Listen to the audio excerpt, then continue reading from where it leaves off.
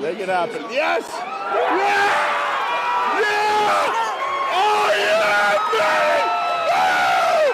I am bored! Let's go, baby! Woo! Yeah! Yeah! Let's go! Here it is. Wave Hold it. on a second. Here Wave it is. it. Judd's Hockey Show.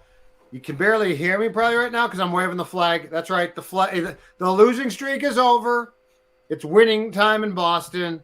The Bruins tried to cheap shot the Wild constantly tonight. And you know what? 3-2, baby. Wild wins. Matthew Boldy scores. Might write that down. Comes true. Okay. All right. All of those good things take place. Wait, I got to put the flag back in a safe location. Yeah. Okay. Flag is back in a safe location. Welcome in Judd's Hockey Show. Judd and Declan reacting to the Wild, very short-handed by the end. Want to get into that Wild victory against the Boston Bruins in Boston. But before I do anything, I'm going to correct. Oh, good for you. Despite the fact that they're not a primary sponsor, I don't really care. That's okay. A Surly Furious IPA. Hold on. Let me do the pour. I'm going to try and do the pour right. You got some flack last time. Actually, you know what? You're on the spot. You're on the spot. Go. Okay, so it has to go this way, right? Yeah, you have to, tilt it and slow. Slow and steady wins the race on a pour here, Judd. Wait, hold on. Yes, Hold on. perfect speed. Hold on. Good health turn. Yep, this is good. This is a nice pour. All right, folks, what do we think? Yep. All right, now tip the glass down while you finish it off. Yes. I poured beer at the Minnesota State Fair. I know how this works. Thanks, See, I'm good for some things. That's St. Cloud State Education coming in fact there, baby. Well, St. Cloud's the Go Harvard of beer Huskies. drinking. St. Cloud is the right there. Hold on. Does that taste good after a victory against the big bad Boston Bruins? All right, Dex. Let's start here because I think we should just cut to the chase because I don't think the ESPN telecast much controversy about that. By the way, I don't think they did a good job of addressing this. We are both not Valley Sports North. No. Okay. I go out of my way not to watch it. Yeah. Well, and yes, you do. But I mean, we want the local teams to win because it's more fun. Yeah. But we also call a spade. And if people start to dump on the refs or the opponent, I think you, me, and Phil are both like, hold on a second here. Let's back off. I will start off by telling you that when it comes to the second period hit by Trent Frederic on Kirill Kaprizov, which brought an end to Kaprizov's night, and he reportedly has an upper body injury, which I think could be a shoulder or a head. I don't know. I hate that hit. Like, I despise in today's game. I despise, and I would feel the same way if Pasternak got hit by Ben. Okay. I don't know about your thoughts. I hate that hit. I don't approve. The more I watched it, I thought, did you really need to do it? Like, I get completing the check. I don't get completing the check how he did it. There's nothing about that hit, and I hate to take sides here, but there's nothing about that hit on a star player that I approve of. Now, if it wasn't a star player, I'd still not like the hit. But if Kirill Kaprizov, and it looks like he might miss his time, I don't understand how nobody on the ESPN telecast, Declan. Yeah. I don't understand how nobody, including between periods, was upset about it. Two things. Number one, I don't like the hit either. Anytime a guy's back is turned and he's a defenseless player going into the boards, it's not going to be a good recipe, and it's going to be a bad call. And it's a bad situation to be in. And Kirill got hurt, and Frederic was going after him all game, just like Jackson in our YouTube comment section is saying. By the way, if you want more Minnesota Wild and Minnesota sports content, hit that subscribe button right here on our YouTube channel. But I have been advocating, going back for like almost 2 years now, and honestly, so have you, about ESPN and the NHL getting back together, because this sport needs it. It needed it. And I know there are some people that were iffy on this partnership. NBC Sports did a great job, and hockey fans demand a lot. They demand a lot from their broadcast, and rightfully so. It's a cult sport. It's a niche sport compared to the other three major sports. And for ESPN to basically ignore the hit. And I know they're going through reps, so there's going to be some trial by fire here. But you tweeted this out, and I agree with you. Them not having a studio crew, like a true studio crew, really hurts them here. Like Linda Cohen has always embraced hockey and does a phenomenal job endorsing this game. I'm not putting this blame on Linda or anyone at all. I think Messier was not the best choice to be talking about that hit since he basically also ignored it. But not having some type of NBA TNT crew, right? Like, he literally, pun intended, delivered the hit. Yeah. It was really disappointing because I've had high hopes for ESPN. I still think in the long run, it's an incredible thing that the NHL is back on ESPN. They need to be to really market their game to a common sports fan. But tonight's broadcast, to me, was incredibly disappointing. Yeah, you know what? I didn't mind the actual. I didn't think it was great. I didn't mind the actual game broadcast, but the studio show, like, I'll say this for them: TNT's done a great job. TNT has embraced this. Have they had kinks to work out? Yeah, the TNT. Absolutely. Mm-hmm. But the studio show is the signature TNT, relaxed, having fun. Biz, I think, is fantastic. Love Biz. Like, I love him. Mm-hmm. He's off the cuff and weird, but I love that. It's great. And the game broadcast, like TNT. So what they do that I really like, and I used to take this for granted, but I don't now. TNT gives any game that they do a big game feel. Like, it feels important. And I used to think, well, of course it does, a national game. But the more I watch games, or the more that I did, I should say, watch games nationally, Dex, the more I realized that's not as simple as it seems. And ESPN feels like it's knocking games off. Like, okay, we're done with another one. But the Kaprizov thing, to go back to that, and that hit, I'm going to draw a parallel that's a little bit difficult to draw because I'm not, like, I realize it's murky, but, football has tried to take that hit out of its sport through the use of the term defenseless player, right? And that's a murky term. Like, there's times where we all say, how is the defender supposed to move not to hit the receiver, the defenseless receiver, in the head? That's a really tough call. But I do appreciate the fact with concussions, and they are and should be a big deal, that football is trying to say, hey, but we don't want those type of hits in our sport. I agree with that.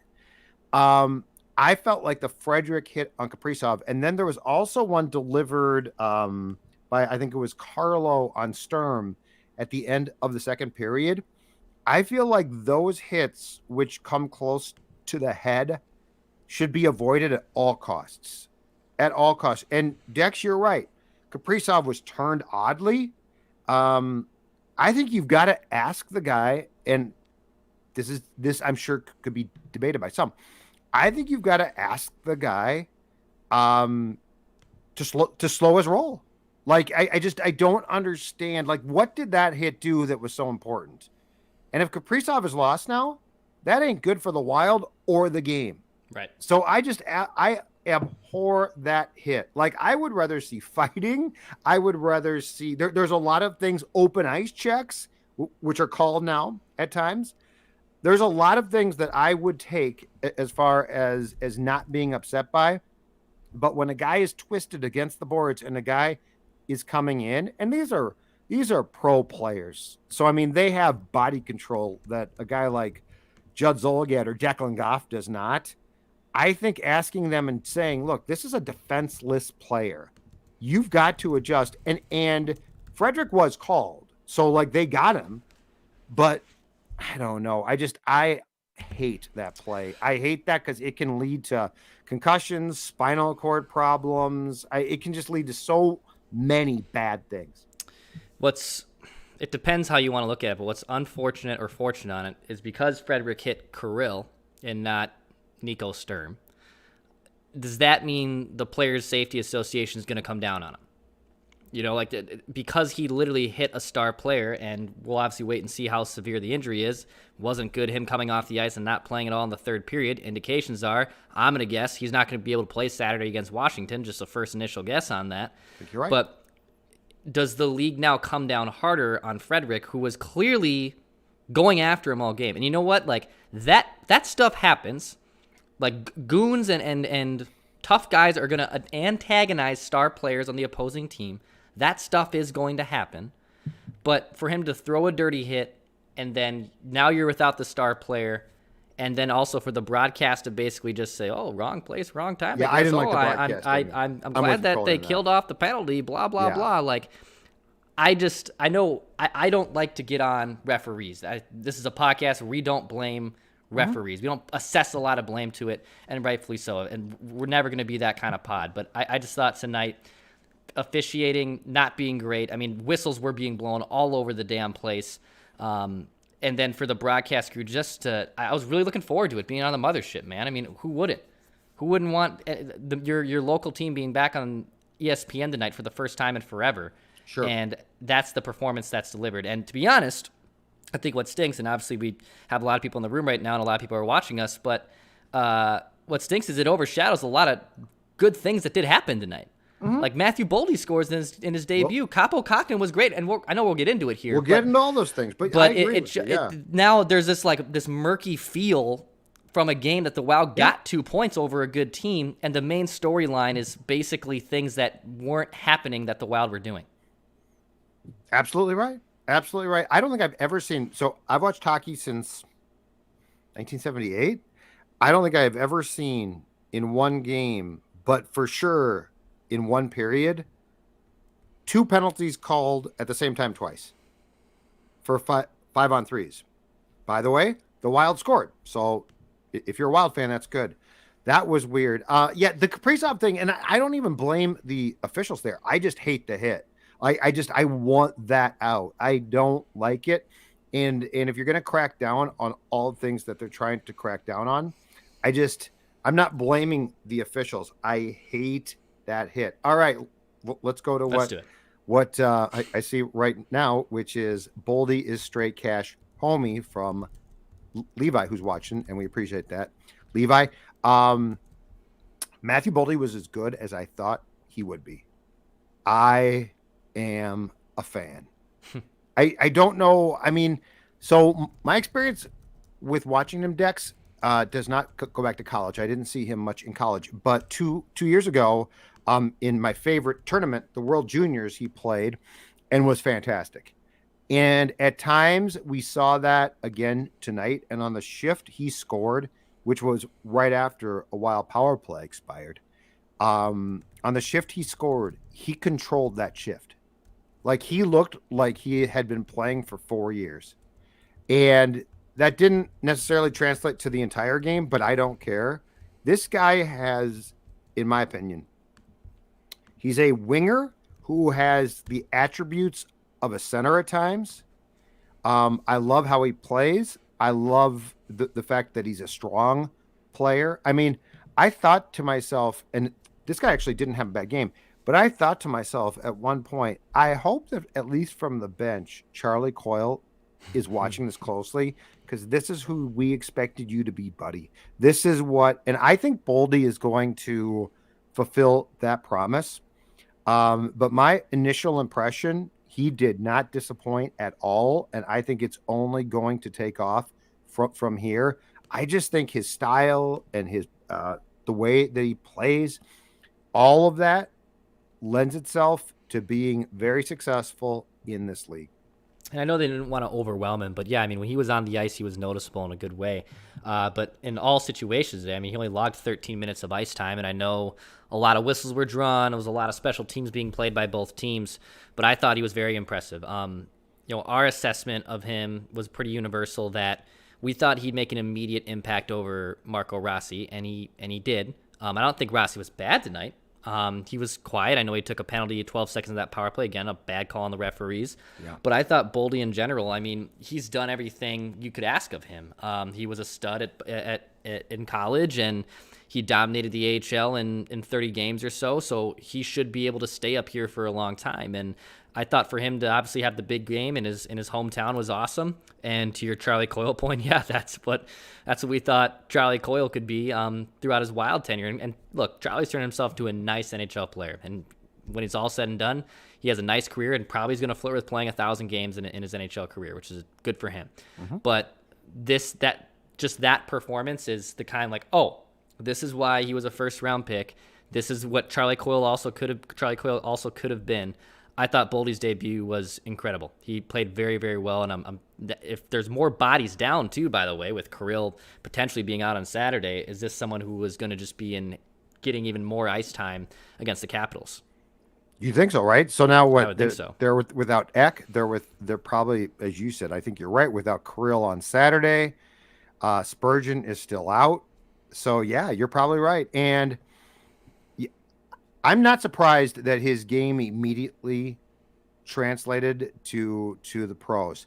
What do the statistics say about Rossi's game? Because I saw him a few times. It didn't feel like I saw him a lot, but I don't really put a lot of stock in that being his first game at a position where it probably is going to take a little bit more time if there's going to be a quote unquote impact. What do the analytics say about Marco Rossi's debut? Yeah, he had a solid day. Okay. He wasn't on the ice for any goals, but he didn't allow any goals. Corsi wise, he was out possessing the team. He obviously was able to log up a decent amount of power play time. I mean, he played a ton of power play time today too. So I thought he was solid. Did he get the goal that Boldy got? No. But I think it's probably overshadowed a little bit. But I thought Marco Rossi was incredibly solid. He didn't look overmatched, which I think that was probably the fear both these kids would look. Your first NHL game, deer in headlights, emotions, excitement, all that stuff. I thought Rossi, and the analytics and statistics back it up, was just solid tonight. I mean, he was solid. He's a young kid. He's younger. But I thought he was solid, and the numbers backed it up as well. 2 power play goals. Yeah. God bless America. 2 power play goals. Almost 3. I love the fact that they juggled that. I love the fact that Dean, after the Winter Classic Blues game, said our power play sucks. The acknowledgement there, and then to come out on the road against a Boston team that had been playing well, to be clear, to get 2 power play goals. That's the type of thing that I think is incredibly important.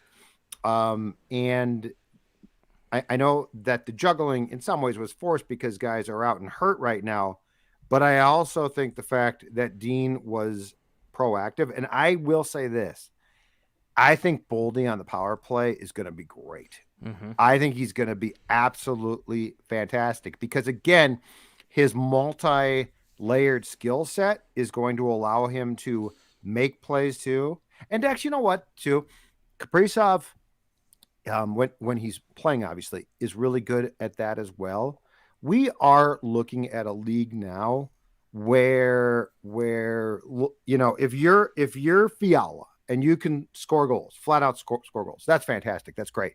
But when you look at a guy like Boldy, who has the ability to make plays too more consistently, that is so huge. That is so huge. And it seems like Boldy, Kaprizov for sure, both have the ability that when they do make plays, it's not a fluke. Like that's part of their skill set. Fiala can make plays, and Fiala is fantastic, but I really feel like deep down, he's a guy that scores goals. Right. And can make great plays, and at times can make plays for himself. But when we're talking about a layered skill set that gives you the ability to be almost as dangerous a passer as goal scorer, that's where you cross into a very interesting dynamic of your game definitely goes up a notch. We discussed this with the Hockey Whisperer, which I'm sure the Hockey Whisperer is actually looking into his crystal ball this evening as we speak to bring some takes to Mackey and Judd 7 tomorrow. o'clock there. The Hockey Whisperer is probably in a nice He's got a nice in Seattle. Nice Merlot or a nice little red. IPA or a nice possibly. Surly Furious. You know, I'm pumping my body with emergency after testing negative again for COVID. I'm glad I'm not you taking tested any negative. chances. But at the same time, the Pandora's box that's opening with the Wild when you have Marco Rossi and Matthew Boldy on this team is a good thing because, you know, I do think Kevin Fiala was pressing. It was no doubt that the majority of the season he was pressing. He was snake bit, and, you know, he's hitting more posts than anyone else in the league. Right. But the Wild were still able to get goals from other guys, and that's great. Well, you plug in guys like Matthew Boldy and Rossi, and now they start to alleviate some of that pressure. And oh, by the way, don't forget about Kevin Fiala. Like I thought the Bruins did a decent job at shutting him down. Fiala was noticeable tonight. Like Fiala had a Fiala game. Like he wasn't bad tonight. He was noticeable in some areas. But the Bruins put a focus on trying to shut him down.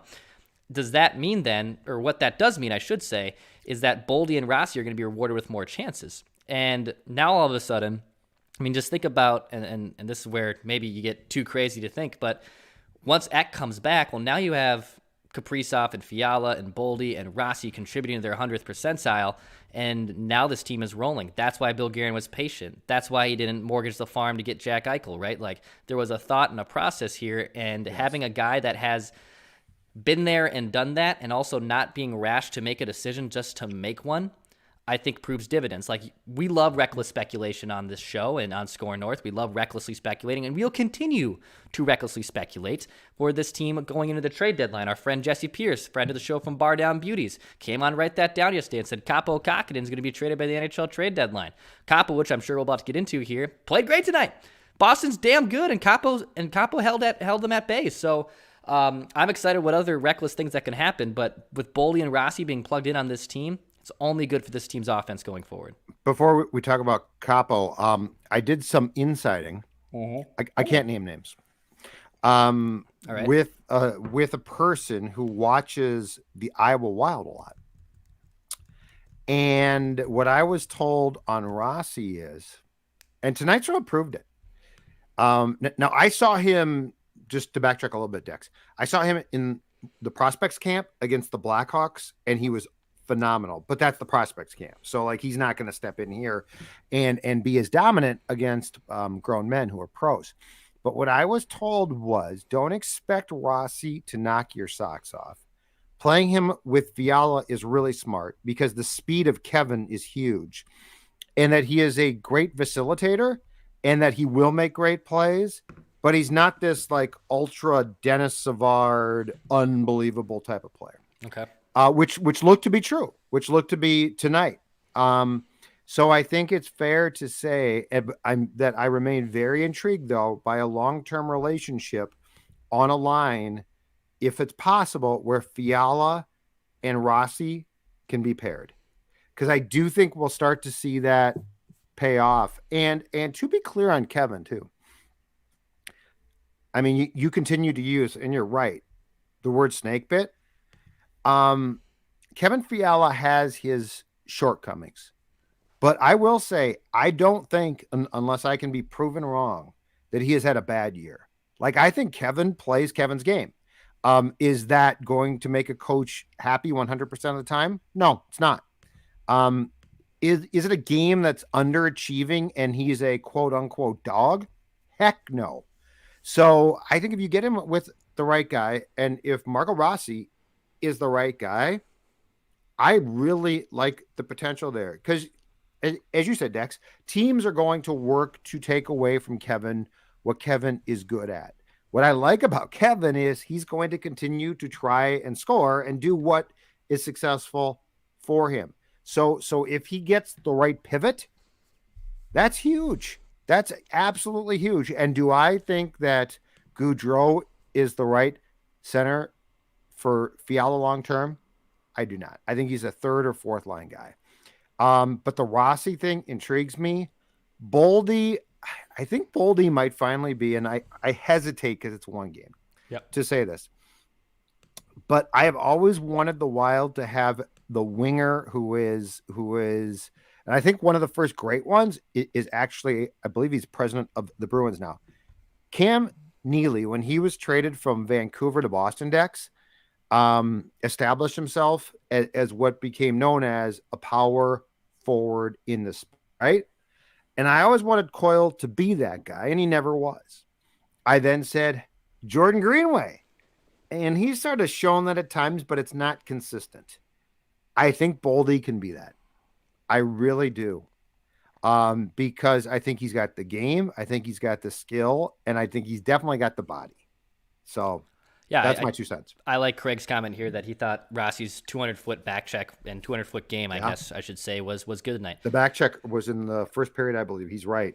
You can be not noticeable and still make a positive impact for your team, and I thought Marco Rossi was able to do that this evening. Did he win the majority of his faceoffs? No, he was 3 of 9 tonight, but he logged a lot of minutes. He could have looked overwhelmed. He didn't allow a goal when he was on the ice.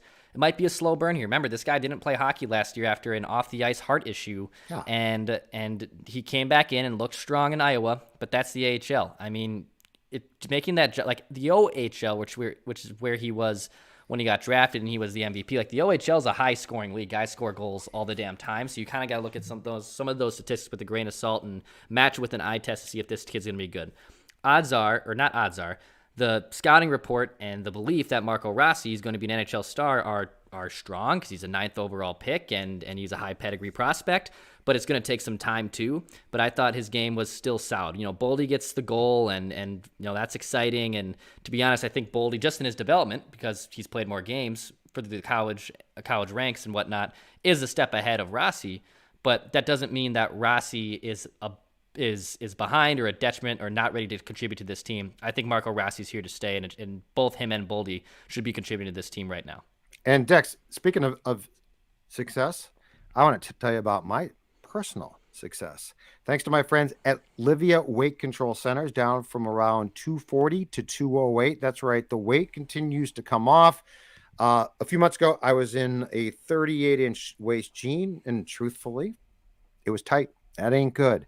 Down to 36 now. And when it comes to weight loss, there's no better feeling than saying, I did it. Take the Livia I Did It 8-week challenge and get your first 8 weeks for free. Now, I'm going to give you an example. In my first 8 weeks, so this is free, okay? In my first 8 weeks on this program, I lost 26 pounds.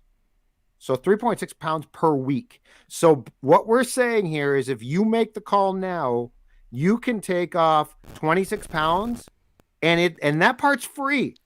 So here's what you do. Call today, 855-GO-LIVEA, or visit livia.com, livea.com. Limited time offer, but I remind you, first 8 weeks for free. And during that time, and if I can do it, you can do it. I took off 26 pounds, 855-GO-LIVEA, livia.com. Okay. I want to get to your thoughts. Kaapo Kahkonen. Cam Talbot is out for a while. I don't know when he comes back, but there definitely is the potential for a crisis in goal. What were your thoughts on his performance in a road game with his team having lost 5 consecutive games? I thought he looked really good tonight. I did. He's going to be relied upon a lot here going forward if Cam and Talbot's really out week to week. And I thought he looked very sound and very, very solid tonight. The Wild have to, this almost by default, Kaapo Kahkonen is going to have to be relied upon, and the Wild are going to figure out if he's a goalie they can believe in. I know I was iffy even earlier this year that he's someone you can rely upon to be a normal backup goaltender to Cam Talbot and be the 1B or be the solid number 2 to him. But the Wild have to figure out pretty dang quick if Kaapo is going to be the guy here. I thought tonight against a good Bruins team, he showed up, man. And, you and I don't like to be in a situation when Talbot was healthy that you were burning out Talbot and you were running him out there a ton. But at the same time, I thought Kaapo stood tall tonight. He'll probably get the call again against Washington on Saturday, rightfully so. The Wild are, as of right now, going to be off for 6 days after that. I don't know if a game gets flexed into there. I could see it maybe potentially happening. Who knows, though, with how fluid and everything. I'm so tired of this. How dumb everything is. That's what stinks. This was an exciting hockey game. Yeah. The Wild are going to play another damn good team on Saturday, and if everything goes according to plan, they're going to be off for 6 more days again. Here's what you got to do. And I mean, this is not hard. In fact, they talked about this on the ESPN telecast tonight.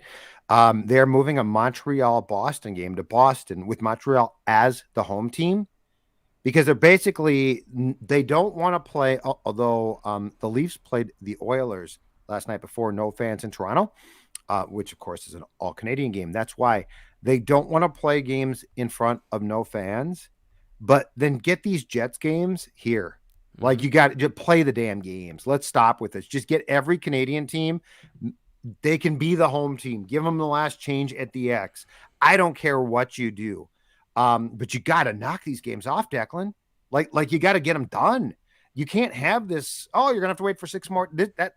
That's ridiculous. Right now, the rules are people at the X are going to have to wear masks, which I think is a small price to pay personally. But you can knock those games off, get them done. Like, this is ridiculous. Seriously. If Canada is being more conservative or more concerned than us, that's fine. I'm not even criticizing it. I'm saying you just got to get, like, these Jets games, whatever, get them down here, play the game. Because this is getting to a point of being ridiculous now.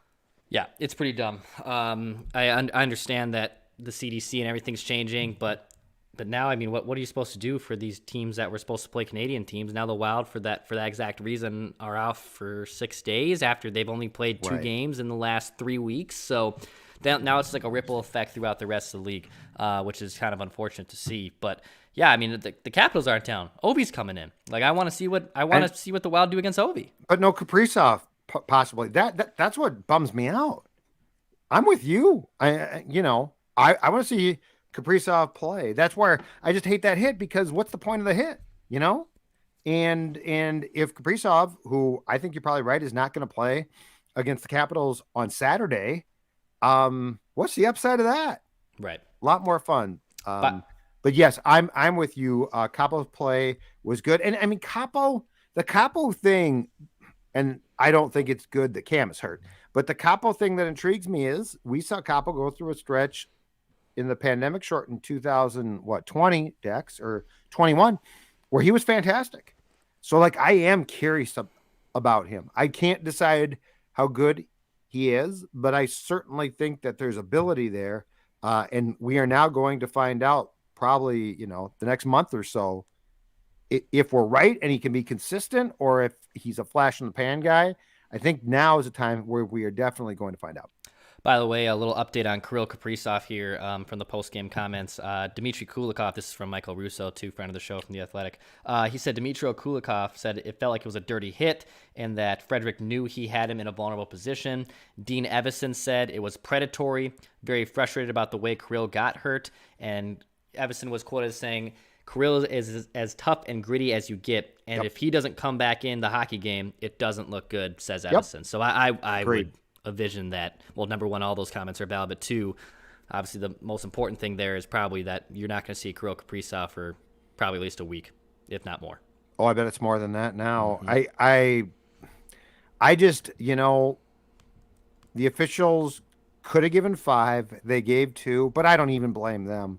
I just hate that hit so much. And this is not a game. I just don't think you can afford to lose your star players in this league to hits like that. They're unnecessary. They're just not necessary. Yeah, it's ugly. So anyway, final thoughts before we close her out. Fun hockey game. Like I said at the top, fun, awesome hockey game, and it was overshadowed by dumb other things. That's what I was itching for this game. I was circling it on my calendar for like the last week, obviously, since the Winter Classic, and so many good things happen. Boldy gets his goal in a debut. Kaapo was great. Power play comes to life for the first time, and honestly, your first initial takeaway is, number one, your superstar is out with an injury, and two, the broadcast was just kind of blah. At the same time, you got the Capitals coming to town. Turn the page. I'm excited to see what they do against Ovi and the Capitals. Okay, final question. Mm-hmm. Why doesn't ESPN just go to a studio show that is formatted like the afternoon show that they do? What's it called? The Power Play or something? Oh, The Point. The Point? Yeah. Why don't they just do that? And here's what I don't get, too. So I don't know if we like Torts or not, but I mean, he does say stuff. Why not have a panel that has Torts, Messier, Cohen's great, she's fine. Yeah. Butchergrass, if you want him involved, and also an information person. Kaplan's great, she's great. Yeah. Our friend Wyshynski is great. Yep. I don't understand, and the whole thing with like Kaplan between the benches. I'd rather have a former player like tonight between the benches and have Kaplan in studio dishing out information. Yeah, cap bombs, as Butchie calls them, cap bombs. But I mean, I don't I'm a little bit confused because I don't know that ESPN, from a studio standpoint, hockey wise, knows what it's doing. Like, why don't you just put this? And this is obviously very similar to our point about bringing, pun intended, the point as an intermission report. Like, you Yep. put Kevin Weeks, Butcher Gross, Yeah. maybe Rotina Tortorella, Emily Kaplan, Or Cohen Greg can handle it. Wyshynski. Yes. Linda Cohen can kind of be the facilitator, like you said. Like, do it that way. Like, if Mark Messier wants to be part of that studio crew, fine. But he's the Gretzky. Right. But like Gretzky plays TNT, found the perfect role because Wayne is not on a ton. And second of all, when he is, they sort of poke fun and bring Wayne, because like Wayne would be a bore ass in the role that Messier has. He's just a boring guy. But like they poke fun at Wayne, and so then he says stuff and it's fun. Right. But yeah, I'm with you, and I really don't get game wise, and this was not the case tonight. I really don't get Kaplan being between the benches when that should be, and it can be, you know, a female player. I don't care, but why don't you have a player in between the benches, and then she can be, to your point, cap bombs, and we can get information. It's a very, like, to me, it's not that hard to fix that. And then as far as the game goes, I wasn't disappointed. I didn't like the fact that the Kaprizov hit was just poo-pooed. But, I mean, I thought that their attempt at the game coverage, yeah, it was it might fine. not have been great, but it was okay. It was okay. It was But fine. it's the studio thing, and they don't make the game feel big. TNT does a great job of making, like last night, Blues Penguins felt important. Yep. This sort of just felt like, hey, we're carrying a hockey game tonight. And it's like, no, I mean, do something special. No, look, I think it's still a great thing that the NHL is on ESPN. Yeah, it drops the ball, and Agreed. that's what I get frustrated because the local broadcast to me is I can't really get into it. So when they're on national TV, I'm excited, and it's a great opportunity to showcase the Wild. And then you have Wild fans who are just sour grapes over it. And tonight was validated like that. Be sour grapes over this broadcast. I won't even try to defend the broadcast, but right. I just wish it was something a little better, and I'm sure it'll get better over time. I'm sure it will. All right. Tell people where they can go to watch more Score North content, all that good stuff before we wrap up, Declan. Yeah, this is Score North. Judd Zolgad, Declan Goff here. We are Judd's Hockey Show. We try to do some post-game analysis. We try to bring you Judd's Hockey Show at least 3 times a week, but we're also the home of Minnesota sports, daily Minnesota sports entertainment right here in your feed. Hit that subscribe button, hit that like button. We're on Apple, we're on Spotify. The Score North app is a central hub for everything Score North. Zolgad's Roundup is up right now. There's a new one up right now. I was reading it to the gal in the car Quit when I was waiting for my your COVID girlfriend. test. You bothering your girlfriend during the COVID test No. when you could be reading about how we can get Kirk Cousins to Cleveland. It makes right. perfect sense. Leave the gal alone. Check that out. But hit that subscribe button for daily Minnesota sports content. We'll be back tomorrow, Mackie and Judd. It's a Feedback Friday, also Purple Daily. Plenty of Vikings speculation and things to get to before they play that preseason game number 5 in week 18-19 here. So as we always do, though, to wrap things up on Judd's Hockey Show, let's go to our friend of the show, Bill Guerin. Listen, you guys know what this is all about, right? Right? What's it all about? Spurgey? Hard work and having fun. That. This is about winning.